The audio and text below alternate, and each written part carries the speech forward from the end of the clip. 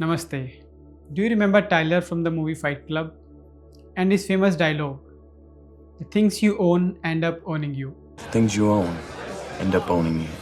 Well, over the years, I have realized there is a lot of truth in this dialogue. In today's world, we are bombarded with messages, commercials, and notifications telling us that we should do more, have more, and acquire more. All these commercials and promotions, they try to tell us that only by acquiring certain things, only by doing so much of activities we can be happy. But what if the contrary is true? What if doing less, acquiring less can bring us happiness? That's where the concept of minimalism comes in. So today we are going to talk about a philosophy, a concept called minimalism. In a world filled with a lot of distractions and access, minimalism offers a very fresh perspective, a different perspective of quality over quantity, a perspective, a philosophy of doing less, having more experiences over expenses.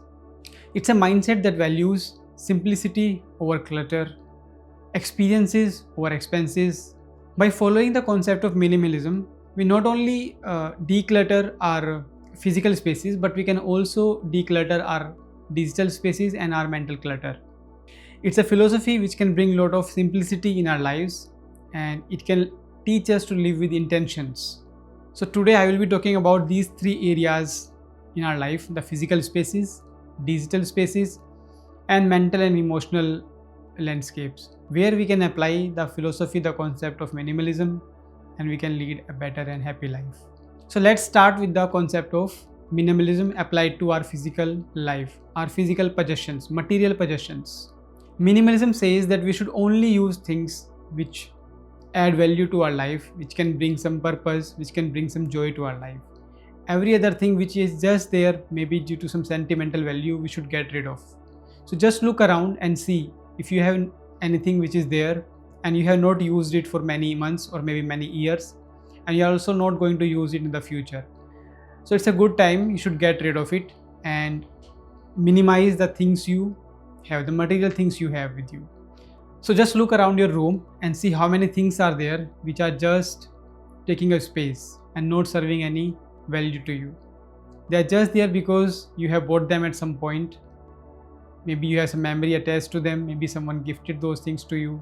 But those things are not serving any purpose in your life now. They are not adding any value, they are not giving you any joy. They are just taking that space. So it's the right time to get rid of these things. Maybe just donate them, give away these things, and free up that space for new things. But when you buy new things, let me give you a rule of thumb, which is one in, one out. What does it mean? So now onwards, whenever you buy a new thing, make sure you get rid of one old thing so that the number of things are constant. So that number of things did not get piled up. So make sure you buy one and get rid of one.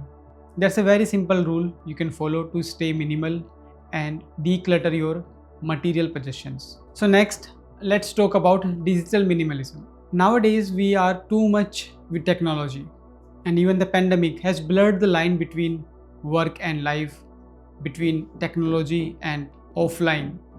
Constant connectivity has blurred this line. Nowadays, we are always connected. We are always using the technology. Digital minimalism says that we should be mindful enough to use technology, and we should ask a question: why I am using this technology? Nowadays, we have so many social media platforms, we have so many apps, so many websites, and now even AI is there. Just look around your mobile, maybe your desktop, laptop, everywhere, and see how many files are there which are just there, how many apps are there, how many services you are using. Try to minimize these things. Be mindful and see what is serving a purpose in life. Next time, whenever you lift your phone, whenever you pick your phone, ask a question: what I'm going to do with this? Don't use technology mindlessly. Use it as a tool. It's a very good tool. So use it with clear intentions and clear purpose. Do not keep on swiping mindlessly. This intentional approach towards social media and technology can bring a lot of clarity in our life. It can improve our productivity. It will definitely boost our focus. In today's world, almost half of the workforce complains of burning out. But is this burnout mainly because of work or overuse of technology as well? We should ask this question. Establishing these clear digital boundaries can help us fight this problem of low productivity, scattered focus, and distractions. So at last, let's discuss about mental and emotional minimalism. Our minds are often cluttered with so many distractions, memories, anxieties we hold on to. We do not let them go. We may have some bad memory 10 years old, but still we are holding on to it. Minimalism approach says that just let it go. If it's not serving you, if it's not adding any joy to your life, then just let it go. That's about our mental and emotional minimalism. Practice mindfulness to minimize your mental clutter, to let go of your thoughts which play in a loop. Become aware of your emotions. Try to identify your emotions, accept them, and release them. Saying no to all the things which do not align with your core values will also help you in not gathering or minimizing the mental clutter in future. By minimizing mental clutter, you will also find that you have more clarity, more confidence, you are more focused, and you have a deeper connection with yourself. In the last, I would like to say that minimalism is a tool which will help you to find joy in less. It will help you simplify your life in many ways, and it will also help you to find true happiness in things that truly matter to you.